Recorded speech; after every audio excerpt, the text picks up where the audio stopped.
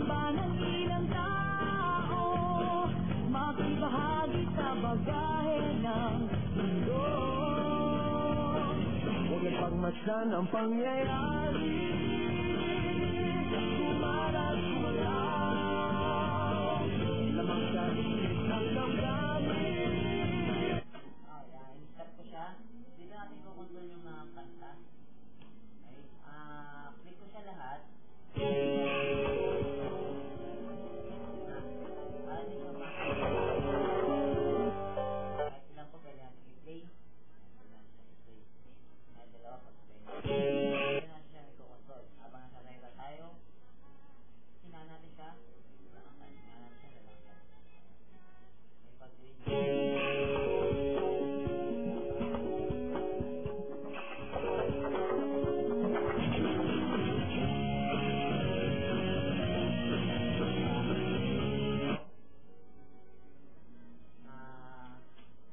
Automatic niya tatanggalin ng kanta. Salita lang. Ayan po. Hirap umawit mag-isa, ang kasabay lumang gitara, parang walang saysay ang kilos ko sa mundo. Pero ang kinabukasan mo, tungkulin ba ng ibang tao maghanap ng entablado mo sa iyo? Huwag ang pagmasdan ang pangyayari, kumalat kumalaw, lamang sa isip ng damdamin, sabay-sabay ng sigaw. Ilos ka pagkaan, oras natin ito, makakalam, makakalaman, ilaw.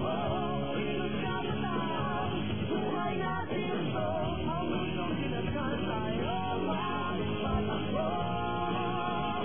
Ikaw siya ang pare ko.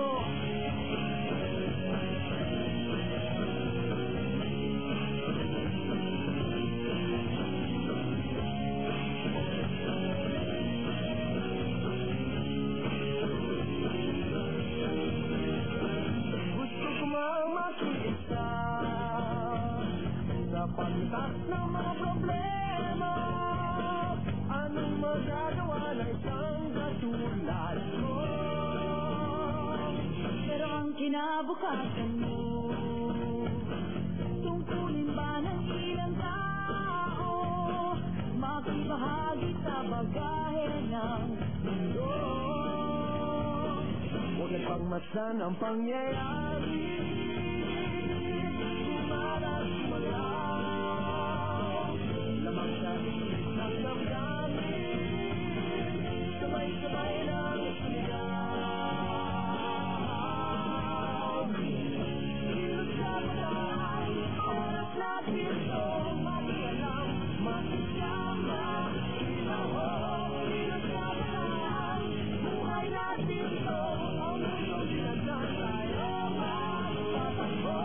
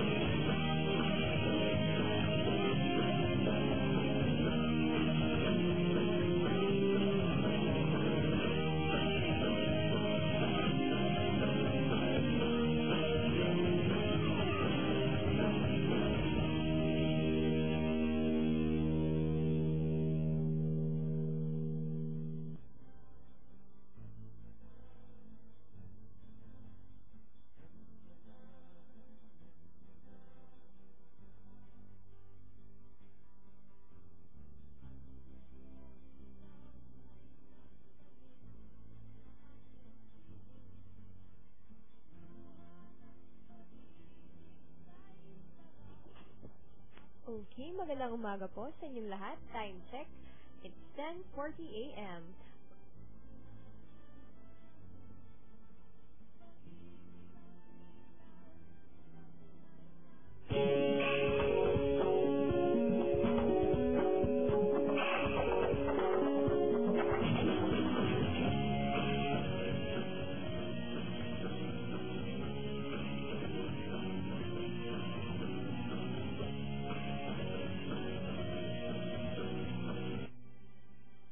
So, magandang umaga po sa inyong lahat, lalo na sa mga kabataang Pilipino.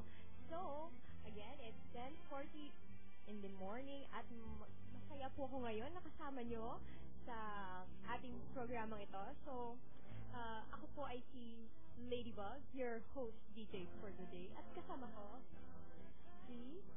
Magpakilala ka. Good morning! Ako po si Emmy.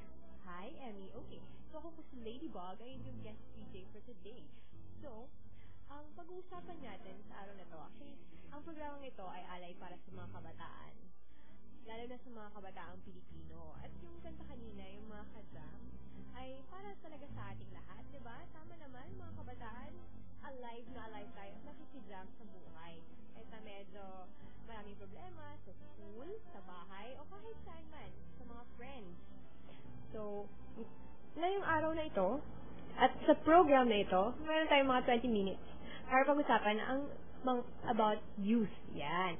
So, pwede po kayong makinig sa programang ito. Actually, pwede nyo kami i-add sa kampi.org sa Facebook. Yan. So, add nyo lang po kami, kakampi.org sa Facebook. Yan. At makijam po tayo sa umagang ito. Okay, simulan natin ang pag-usap. So, ilan nga ba ang mga kabataang Pilipino ngayon, Emmy? Actually, base sa huli nating statistics, no, kung titingnan natin 15 to 30 years old na mga kabataang Pilipino, dahil yan ang definition ng ating constitution, nasa 30% ng ating population. So, kung meron tayong mga about 90 million Filipinos dito sa Pilipinas, 30% noon mga kabataang Pilipino. So, tayo ang may pinakamalaking porsyento ng populasyon dito sa ating bansa. Wow, parang ang dami nga ng almost 30%. Isipin natin, kaya natin magpanapanalo ng presidente, di ba? Oh yes, that's right. Tayo ang may pinakamalaking voting population. So parang make or break yung boto ng mga kabataan. Kaya nga lagi sinasabi tayo yung mga nation builders. Wow, tama nga naman. So, tingnan natin ang sitwasyon ng mga kabataan. So, sa dami natin ngayon sa Pilipinas, ano ang itsura ng isang kabataang Pilipino? Katulad ko ba? Maganda? O pogi? Hindi, joke lang. Pero, tingnan natin anong sitwasyon ng kabataan. Lalo na, kasi ang favorite topic po namin ay sexual and reproductive health. Ayan, nilagay natin sa ganung konteksto ang sitwasyon ng kabataan. Okay. So, ano nga ba talaga, kung tatanungin kita, Emmy, ano ang sitwasyon ng kabataang Pilipino ngayon sa aspeto ng sexual and reproductive health? Okay, eto madalas kong nadidiscuss, no? Although, generally, compared sa ating mga kapwa kabataan sa iba't ibang parte ng mundo, masyadong active yung mga Filipino youth. Active in the sense na maraming kabataan ang involved sa iba't ibang gawain para sa pagpapatakbo ng bansa, sa community, sa governance. But very alarming din yung iba't ibang issues ng mga kabataan. Halimbawa, yung latest na NDHS or yung National Demographic and Health Survey ng 2008, sinasabi doon na 10% ng 15 to 19 years old na mga kabataan ay nagbubuntis na. So, meron siyang jump na 2% from 2003 kung saan 8% lamang ang nakalagay. So, ibig sabihin merong increasing trend. So, we-work back natin siya. Paano nangyayari na nagkakaroon ng increase ng teenage pregnancy? Ibig sabihin, tumataas din ang risk-taking behavior ng mga kabataan. Wow, maganda yan. Para po mas matutukan natin ang topic ng maagang pagbubuntis, punta po kayo sa Facebook, add nyo po kami, kakampionline@gmail.com at makinig po sa programa natin ngayon. So, balikan natin. Maagang pagbubuntis. Oo nga, medyo uso na nga yan. Iisip ko nga, nasa school sila. Pero, bakit hindi ba nasa solusyonan na nasa school ay nabubuntis pa rin? Siguro maganda, no? Aside from mga studies na nakukuha natin, ini-encourage natin yung ating mga kapwa kabataan na mag-contribute sa ating topic ngayon. Sinabi mo nga kanina, add us up on Facebook, it's KAKMMPI online, ONLINE @gmail.com. Balikan natin yung topic na yan, no? Siguro maganda, mag-break muna tayo sandali, pakinggan natin yung konting music na naihanda mo, lady. Pagbalik, we hope na merong mga contribution from our fellow young people. But then again, ang isipin natin yung topic natin ngayon, ano yung causes ng teenage pregnancy, ng increasing teenage pregnancies dito sa ating bansa. Okay, so kami po ay magbabalik at habang magpapahinga mo kami at ipapatutug lang po ang lila.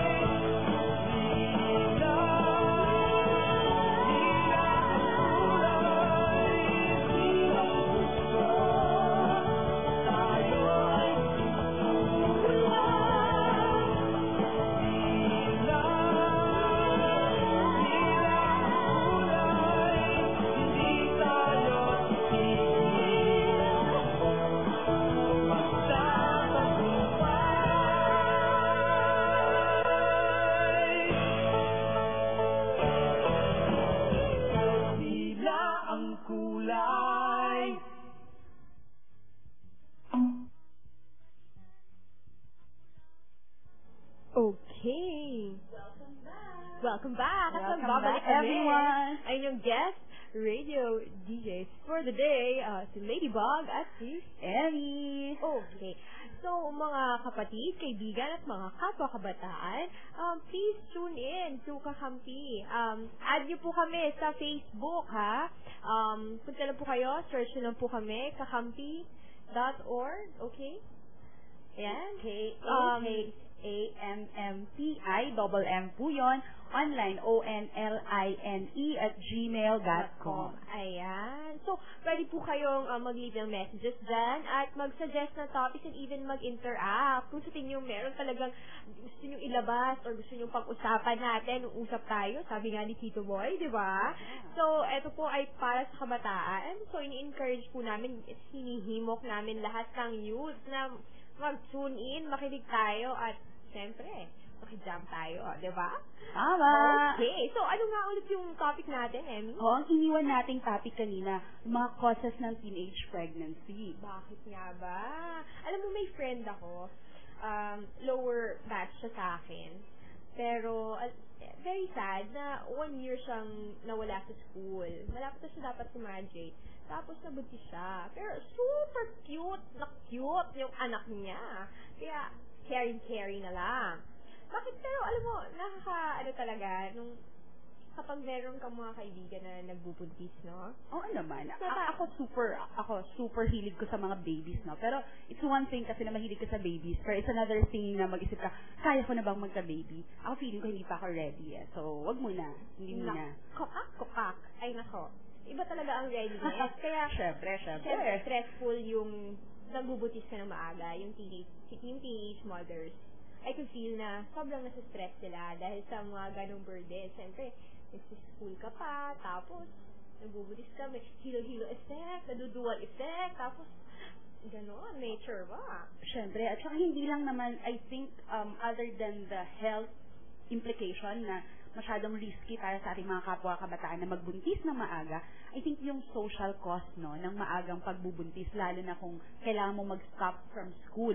Although, sa ating bagong batas, yung ating Magna Carta of Women, bawal na paalisin sa school yung mga kabataang nagbubuntis, no? So, pinagbabawal ng batas yun. But then again, may mga kapwa kabataan na they decide not to continue na sa pag-aaral kasi nga nabubuli or nadi-discriminate sila. So medyo nahihiya silang magpakita na bilog yung tiyan nila, naglalakad sila naka-uniform, sasabihan sila, di ka magandang impluwensya ng mga ganong factor. Actually, maganda yung bagong batas na yan, yung Magna Carta for Women. Kasi talagang na-ensure na yung kahit buntis ka, hindi nawawala sa'yo yung karapatan na mag-aral. Diba? Tama. Buntis ka na nga, tapos hindi ka makapagtapos. Paano ka magkakaroon ng trabaho? Ano yung bubuhay mo sa anak? Actually, super thankful ako, lalo na sa lahat ng mababatas na nagsumuporta at nagsabatas ng Magna Carta for Women. Tama, diba? That's right. Saka yung na yan, yung bullying, saka sa tingin ko, hindi masyadong evident yun sa parang salita, pero kung paano ka tinatrato. Oo.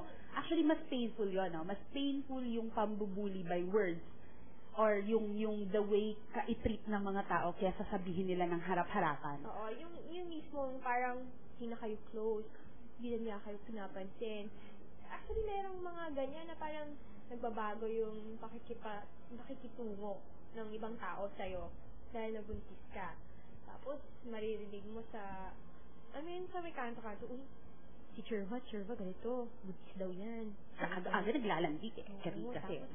Actually, mga ganong factor. Yan yung unang sinasabi nila, ang landi-landi nyo. Pero iniisip ko, malandi ba talaga sila? Actually, marami kasi, no, maraming mga misconceptions, no. Meron akong minsan, yung sa mga focus group discussion, meron mga kabataan nagsasabi, akala ko po kasi pag first time ginawa, hindi ka mabubuntis. So, parang merong thinking na installment to, ate, installment. Kailangan sunod-sunod mo siyang gawin or kundi, after mo mga pagtalik, pwede kang lukso para hindi ka mabuntis. Ganun yung mga thinking nila. Can you believe it at this point in time, no, kung gaano ka-modern yung ating society, may mga ganun pa rin ka-backwards na paniniwala. And you can't blame them. Yes. Agree. You can't blame them kasi it's out of ignorance. Wala silang information. Hindi enough yung nalalaman nila. At kung nagtatanong man sila, maaaring yung napagtanungan nila, wala ding nalalaman. So, paano ma-i-share sa kanila yung tamang information? Tama. Actually, gusto ko nga tanungin, mga peeps, kung nakikinig kayo ngayon, sa tingin nyo ba sapat yung impormasyon nyo tungkol sa sex at sexualidad para magkaroon kayo ng protection laban sa maagang pagbubuntis? If ever meron kayong mga alam na mga manang-manang ng paniniwala, pwede nyo pong i-add yan. Message nyo po kami dito sa Kakampi Online. Ayan. So, pwede kayo mag-share ng mga thoughts nyo. At actually, nandito lang ang mga staff din para mga kasama nating youth din para sagutin ang inyong mga katanungan, di ba? Siguro maganda, no? Mag-share sila ano yung mga nakakatawang paniniwala or yung mga hindi tamang paniniwala about pagbubuntis or even yung process, yung sexuality, yung menstruation, no? Di ba? Sabi nila, pag nag-menstruate ka, lukso ka, galing dun sa pinakamataas na part ng hagdan, pababa, wow, bongga, or kundi man. Diba? Ang dami-dami kayo mga pamahiin bang tawag doon, o mga pamahiin. So, ano yung mga nalalaman nating nakakatawa pero sinusunod pa rin mga paniniwala ng mga kapwa kabataan, lalo na kung connected to sa ating pinag-uusapan. Maganda yan, pag napili namin ang inyong mga entries, magbibigay kami sa inyo ng mga giveaways, no, galing sa ating mga kaibigan sa advokasya. Okay, so isa yan. So isang dahilan ng maagang pagbubuntis yung kakulangan sa kaalaman. Actually, oo nga, ayokong tingnan siya na issue bilang isang moral na issue kasi paano naman yung mga ibang kabataan na hindi din talaga natututunan, tsaka paano yung ibang hindi naman naniniwala sa ganon. So, para in all fairness, no? In all fairness, yan. Kaya, siguro maganda din yung tingnan talaga yung kakaalaman, no? Tsaka siguro yung aspeto ng ano pa ba yung pwede natin tignan dyan sa mga maagang pagbubuntis? Actually, meron din dyan yung risk ng mga kabataan dahil sa atin, maraming kabataan na after graduation, aalis ng kanilang area, aalis ng kanilang town, no? Either magtatrabaho or mag-aaral, so they migrate. It's an internal migration. It's domestic migration. Tapos, pagdating nila sa ibang areas, na-expose naman sila dun sa ibang risk. At dahil hindi nila na-encounter yan nung sila ay nasa kanila pa, malamang naku-culture shock or kung hindi man, naninibago talaga, no? At saka dahil hindi enough yung information at wala namang makakapagbigay sa kanila ng tamang impormasyon, mas nahuhulog sila dun sa cycle ng risk-taking behavior without them knowing yung risk na kaakibat ng kanilang mga ginagawa. Risk? Napakagandang word for the day yan. The word of the day is risk. Yan. So, lahat ng kabataan, alam natin na exciting ang buhay. At mas nagiging exciting siya kapag nag-take tayo ng risk. Parang chance, di ba? Nag-take ng chance sa mga desisyon sa buhay. Oh yes, ikaw lady, ano bang mga chances, ano bang mga risk na na-take mo na? Charot lang, wala pa. Hindi nung pumunta ka dito sa Manila, all the way from Cebu, that was taking risk, no? Umalis ka sa inyo at nandito ka, mag-isa ka, nag-study ka, that's a risk. Yes. Kasi you don't know what lies ahead, diba? Actually, hindi ko nga nakita yun na risk dati Yung paglilipat, yung pag-seek ng mas mataas na edukasyon as a risk, kundi desisyon.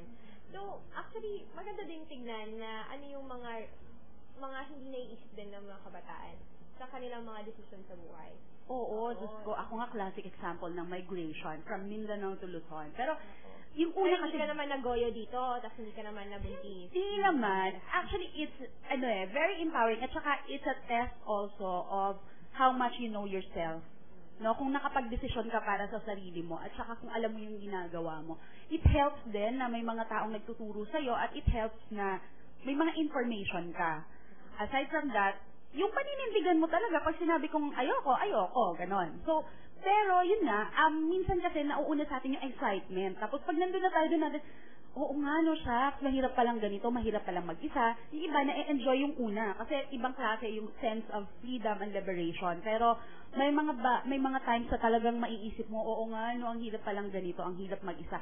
And the more na nararamdaman mo yun, the more na nagkikling ka dun sa thought na gusto mo nang may mga kasamang tao, hanggang sa dumating ka na dun sa point na minsan hindi mo napapaghiwalay yung emotional na pangangailangan mo at saka dun sa real need mo, yung perceived need mo based dun sa nararamdaman mo, at saka yung totoo talagang dapat mo palang maramdaman. Oo. So, actually maganda talaga yun na tinitingnan natin yung challenges ng isang batang babae, kunwari, na nag-aaral, Pero dahil sa nag-change din yung environment niya, di ba? Kunwari, aalis ng bahay, lilipat ng ibang probinsya, ng pupunta ng Manila para lang mag-aral. Actually, totoo yun. Marami ang babae nga sa Pilipinas na nakakatapos ng pag-aaral. Oo, Actually, very interesting, no? maraming Diba? college graduate katulad Yes. natin. That's true. Pero hindi. Very interesting yun. Kasi sa ibang bansa, problema nila yung girls' education. Kasi napaperceive na, ba't ba pag-aaralin yung mga girls, mag-aasawa din naman. Saka parang pambayad utang sila. So, hindi importante na ma-educate sa kanila ang girls. Kaya nga, ang taas nung campaign for girls, especially education and empowerment, dun sa ibang bansa. Sa atin, the irony is, mas mataas yung participation rate ng mga kababaihan. Although, pagdating naman sa trabaho, mas madali or mas mahirap para sa mga babaeng pumasok kasi sila yung nabubuntis, sila yung kailangan mag-alaga ng families nila. So, kahit na may napag-aralan kang matino, hindi ka rin basta-basta magtatagal sa trabaho. Tama. No? Kasi medyo, actually, napapansin ko, hindi na lahat ng working environments dito healthy, tsaka safe at friendly sa mga young women o mga kabataang babae na nagbubuntis. Diba? Dito nga lang, syempre, ano bang trabaho ng mga bagong graduate, kahit college graduate pa yan?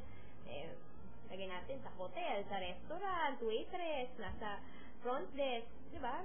Stressful din siya ng trabaho na, kunwari, kung magbubuntis ka man na maaga, so, may challenge talaga, di ba? That's true. So, yun. Siguro later on, na-expound natin yung mga ganyang issues pag na-invite natin yung ating mga friends from Women Workers Association kasi very challenging, very interesting nung minsan nakausap namin sila, doon namin na-realize, grabe pala talaga yung challenge for women workers. Especially for skilled labors, ha? Doon talaga ang pinaka-interesting na part ng mga issues ng mga kabataang manggagawa, lalo na mga kababaihan. Wow, sobrang daming issue na to. It's Heavy. shocking. Heavy ang... Shocking. Grabe yung first airing natin, napaka-heavy naman pala. Actually, nahila lang po kasi kami ngayon. Charot. So, pero actually maganda yan, yung marami tayong natatouch o nakagip na issue sa pag-uusap lang tungkol sa pagbubuntis ng maaga, di ba? Siyempre, hindi lang naman nanay ang nabubuntis, meron din nagkamiging tatay ng maaga. So, tama. Yan. Oo diba? nga. Diba kasi nanay na si Nene, merong tatay na si Totoy. Tama. So, actually yan, mga friendships o stay tuned po kayo. Add nyo po kami sa Facebook, Kakape Online, di ba? So, kung gusto nyo po, actually, very open po ang discussion nito dahil ang programang ito ay para sa kabataan, para sa inyo, kung sino man kayong nakikinig dyan. Add nyo lang po kami ulit sa Facebook at actually, pwede kayo mag-message kung anong gusto nyo itong natin sa topic natin. Kasi actually, time check, it's 11:05 in the morning. Naku, malapit na ang kainan at naririnig ko na rin ang tiyan kong kumukulo. Ako ready na aking lunchbox na puno ng gulay. Oo. Pero next week, lady, ang topic natin about STIs, no? STIs and actually, HIV. yes. At pwede rin kayo mag-request na kung ano mang gusto natin pag-usapan. Diba? Oo, pero please request it ahead para naman mapaghandaan din namin. At kung meron tayong mga kakilalang magagaling na speakers na kabataan na pag-usapan ang topic na to, mas mainam po. Yes. Actually, for more information on teenage pregnancy, kasi alam nyo, as of 2003, actually, almost 40% po ng maternal deaths ay to young women, to young mothers, which is so sad. So, talaga pong kailangan natin buksan ang ating mata tungkol sa usapin ng mga kababaihan, lalo na yung mga kabataang kababaihan na nagbubuntis na maaga. Hindi po natin, tanggalin po natin yung pag-iisip ng kalandian, ng masyadong, masyadong risk taker or kung ano man. Pero tingnan natin kung ano din yung kwento ng buhay nila. Oo, at saka hindi enough na magpuna ka lang. Kasi pag hindi mo sila na-educate, parte ka ng pagiging gano'n nila. Kung napariwara man sila, wag mong isisi lang sa kanila yon. Kung alam mo kung paano sila i-educate, mag-educate ka. Kasi pwede mo rin magiging part ka rin ng reasons or ng causes kung bakit nagkaganon sila. So, yan po ang challenge ngayong araw na to. Huwag maging parte ng problema, kundi maging parte ng solusyon. Tama, kaya tayo ay maki-jump ulit. Okay. Sa aming pagtatapos ng program ito, maraming salamat po sa lahat na nakinig at napilitang makinig. Sa Kakape Online, add nyo lang po kami sa Facebook at sabihin nyo po kung anong nilalaman ng puso nyo, lalo na sa lahat ng mga kabataan na nakikinig sa amin. Yung mga taga-aklan daw nakikinig. Antike, nakikinig daw. Oo. Paano ba yun sa Ilonggo? Alam ko paano ang Ilonggo, pero hindi ko sure kung pareho kami ng sinasabi. Ilonggo, Kasi Ilongga. Greet mo nga sila. Maayong udto sa aton tanan dira. Okay. Alam ko lang, halong. Okay. So, maraming salamat po sa pakikinig. At ang topic natin ngayon ay teenage pregnancy. At sana po, bigyan naman po ng konting social context kung ano yung problema ng teenage pregnancy. Ayan. Aabangan po natin sa mga susunod na araw ang pagkakaroon ng ating counseling on air. Ayan, mas magiging interesting, no? Kasi yung topic na i-discuss namin dito, kung meron talaga kayo nakaka-relate na sobrang-sobra, ng bonggang-bonggang-bongga, kayo nakaka-relate sa topic na yan, mga kapatid, mga kaibigan at mga kapuso at kapamilya, pwede po natin siya, ang gagawin po ninyo, pwede kayong tumawag or mag-email or mag-interact through Facebook at meron po tayong mga peer educators na pwede nyo makausap. So, pwede tayong maglabasan ng mga problema at mag-interact. Okay. At sure naman po tayo na yung mga sasagot po sa mga katanungan ninyong personal ay i-ensure po namin na talaga po may privacy at merong confidentiality sa pag-handle na inyong mga. Kung ayaw nyo man pong ibigay yung pangalan nyo, sabihin nyo lang po, okay lang po yun. So, yan. Actually, papagtutog muna tayo. Makinig muna tayo sa isang song. Makijam daw tayo ulit. Alright? So, isang napaka-inspiring na song. It's a theme song. Hindi alam na alam dito natin ito. Pero, sa pagdiwang na International Year of the Youth. Okay. Share namin sa inyo ang kantang to para sa mga kapwa kabataan. Makijam, mga kabataan. Tumawid mag-isa ang kasabay lumang gitara, parang walang saysay ang kilos ko sa mundo. Pero ang kinabukasan mo, tungkulin ba ng ibang tao, maghanap ng itaglado mo sa ngayon. Huwag ipagmasdan ang pangyayari, lumarat kumalaw, lamang sa isip ng damdamin, sabay-sabay lang sumigaw. Iwas sa mataan, oras natin ito, makialam, makisama, ilaw. Iwas sa mataan, buhay natin ito, ang mundong pinagsan tayo magpatakbo. Magkasam ka, pare ko.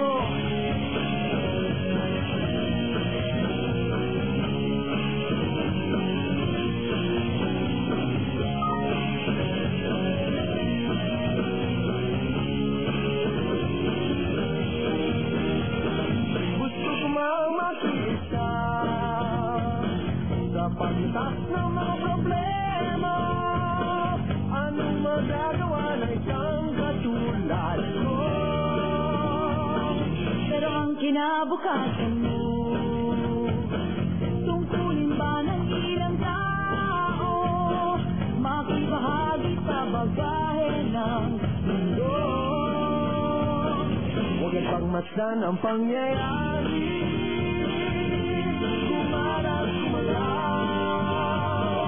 lamang sa isip ng damdamin, sabay-sabay lang sumigaw. Ilos sa mataan, oras natin ito, makialam, makisama, ilaw. Ilos sa mataan, buhay natin ito, ang mundong sinasaan tayo magpatakbo. Magkasam ka, pare ko, at ang tukang masasaya, ang mundo may magkaiba, sabay-sabay kong magkaiba.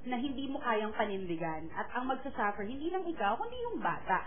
Sabi mo nga kanina, no, i-second ko lang yung data, yung facts na sinabi, almost 50%. Kasi nabasa ko rin dun sa Young Adults Fertility and Sexuality Survey. Sabi dun, at the age now of 24, 50% of Filipinas may 2 to 3 na anak. So kung bibilangin mo, ilang taon kaya nag-start ng panganganak? So medyo heavy yon. In a sense, medyo nakaka-alarm. Although kung personal na desisyon mo at sa tingin mo kaya mong panindigan, go. Pero kung hindi ka handa, mga kapatid, mga kapwa kababaihan, mag-isip. Hindi ganun kadali yun. Actually, alam mo, yung babae talaga, napaka-interesting ng kwento ng buhay ng babae. Isipin mo, pinanganak kang may itlog. Saka, syempre, may start yun, saka finish, di ba? Ang start dyan, yung puberty, yung pagdadalaga. Yung itlog kasi natin, kailangan natin para magbuntis. Siyempre, may finish line dyan, tinatawag nating menopause, di ba? Sa mga kananayan din nating nakikinig na nakaka-experience ng menopause, yun yung finish. So, actually, medyo, kung iisipin natin, medyo stressful talaga kung kailan magde-decide. I mean, kailan, di ba? Kasi, pag hindi mo pwedeng sobrang aga, kasi nga, hindi pa handa yung katawan. Tsaka, baka hindi ka talaga handa pa emotionally, physically, saka yung psychologically na mag-alaga na anak, na mag-change ng role. Pero hindi rin pwedeng sobrang dutanders naman. O medyo may edad para sa di ba, na magbuntis. Kasi mahihirapan ka din, di ba? Actually, yung 30, delikado na yan eh. Diba? Oo, meron nga tayong mga do's and don'ts, di ba? Tapos kasama din yung avoid too early at saka too old. At saka too close, yung mga ganon. So, hindi talaga pwedeng masyadong matanda. Hindi rin pwedeng masyadong bata. Hindi pwedeng masyadong bata. Tamang-tama. At nasa edad ka na, Emmy. Congratulations. Congratulations to me. Hindi pa ako ready eh. Naku, kailan kaya magiging ready si Emmy? Anyhow. Ipapahayag yan sa buong mundo pag ready na. Actually, salamat kay Miss Gina Espinosa. Isang kaibigan ng OCW, marami pong salamat. Sabi po niya dito, congrats sa inyo, kabataan. Yay! Okay, pala. Clap, clap, clap! Ayan! Okay! So tayo. Nasa na nga ba tayo sa ating kwentuhan? Hindi, nandun pa rin tayo dun sa topic natin ng mga social cost ng ating teenage pregnancy. Si Sarah, pag nakikipalakpak, salamat Oo nga.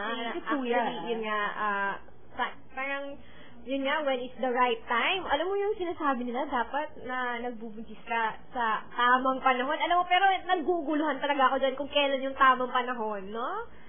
Parang sana ba merong dictionary na sinasabi na eto ang tamang panahon sa'yo, parang aklat ng buhay, di ba? Pero mukhang, mahirap ata kasi, di ba? Wala nga nang nagtuturo sa atin kung kailan yung tama. Para sa'yo ba? Ano ba yung tamang panahon para yung tamang panahon, hindi lang yung physically ready ka, na hindi lang yung body mo, but then emotionally, physically, emotionally, financially stable ka. Importante sa akin yung emotional stability at saka yung mental readiness na pangatawanan, na maging nanay. Kasi I think physically, okay, fine. No, pwede na, kaya ng katawan ko. Well, financially, magastos, magkaanak. Ayoko rin naman, Diyos ko, nanood ako ng isang documentary, no, na sobrang nalulungkot ako kasi yung twins, anak siya nung isang teenage couple. Ang kaya lang nilang ibigay, yung isang box ng gatas na inutang pa nila. Isang kainan lang ng mga bata. Natapos nila yung kanilang feeding bottle. After nun, wala na, ubos na kasi twins, malakas pang dumede. After nun, water at saka sugar na lang. So parang, for me, ang sad. Kasi, parang ganun lang ba yung kaya mong ibigay? I mean, yung pagbubuntis nila naman para mailabas mo, okay, binigyan kita ng buhay. Moral responsibility mo yon na pangalagaan yung buhay na inilabas mo. So for me, hindi lang physical. Mental, emotional, financial stability. Tama. Actually, naniniwala nga din talaga ako na nasa sayo, nasa sa desisyon ng bawat isa. Kaya importante na malaman talaga yung mga ganitong bagay na, oops, meron pala akong ganito, nagkakaroon pala ako ng ganito, at meron pala akong karapatan na mag-decide para sa sarili ko. Importante yan sa lahat ng kabataang babae. bago po tayo pumasok sa isang relasyon o bago po tayo pumasok sa kung anumang churba-churba dyan, Kenneth, no, na alam natin kung ano yung mga karapatan natin at lalong-lalo na kung paano natin poprotektahan yung sarili natin. Kasi importante po yun. Naku, mahirap na. Siyempre, diba? Emmy, nag-agree ka naman na mahirap talaga yung nagbubuntis. Actually, yun. Kasi maraming ang kabataan na nagkakaroon ng komplikasyon sa pagbubuntis. Meron ako nakita minsan sa balita, na comatose.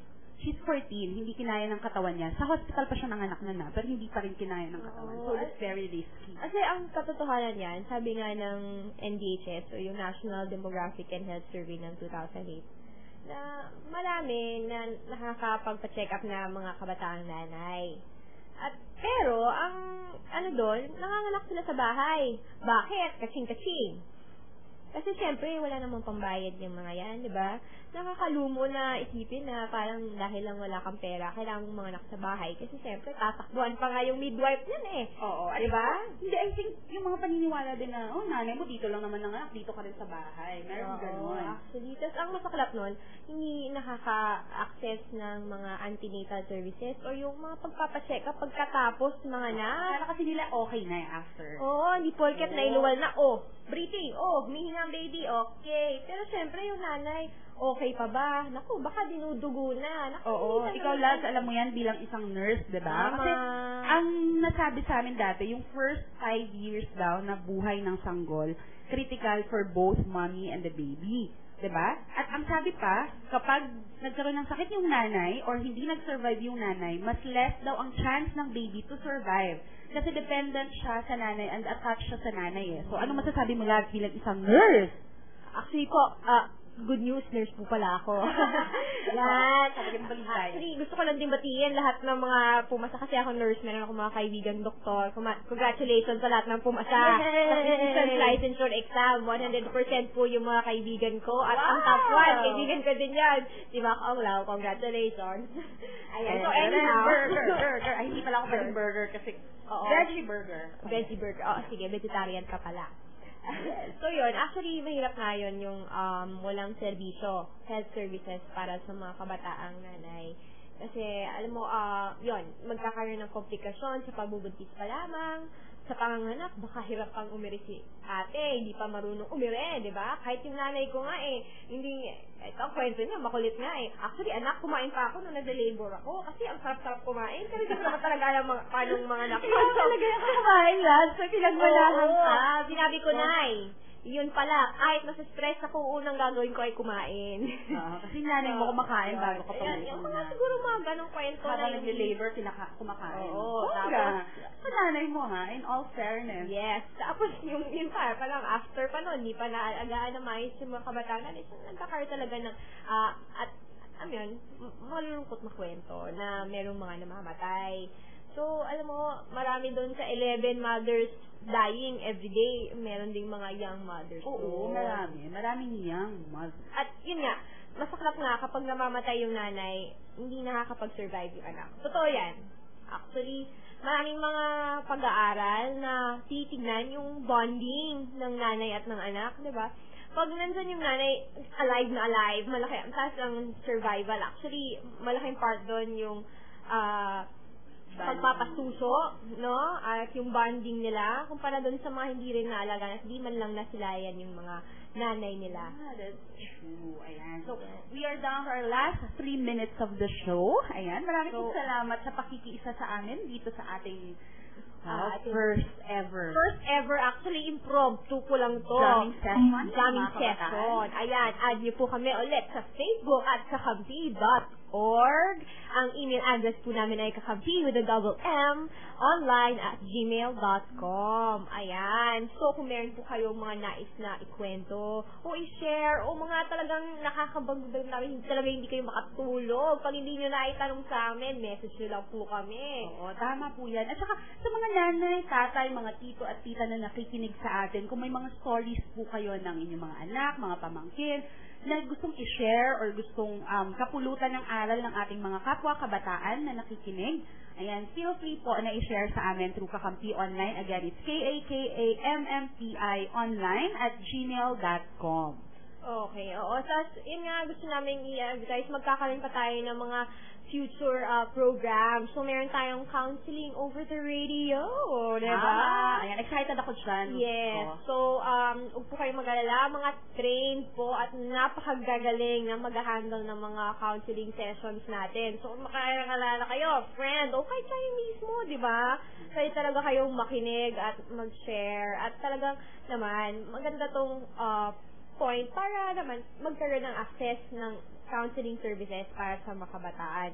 So, next week po, ang gusto po naming topic ay STI. So, kung meron po kayong mga residual na advanced questions, ayan, pwede nyo rin po. Go, send lang sa amin yan. Okay. Ayan. At, syempre, maraming salamat ulit sa mga nakikinig. Muling pagbati sa mga call center, Care of Paulo, Edros Solano, sa mga OFW sa Hong Kong. Paano mo sa Hong Kong? Naku, napakaano kasi nung inchik ko eh. Ako rin. Magandang umaga. Mga Pilipina Oo, sila. Pilipina Pilipino. yan. Magandang Oo. umaga po sa inyong lahat. Yan, sa mga Hongking. Nasa Hong Kong. Yan, mga ganun. Tapos, Partido Lakas ng Masa, Visa Junior. Yung Yan. mga taga-call centers daw, yung mga call center agents na nakikinig, magandang umaga po.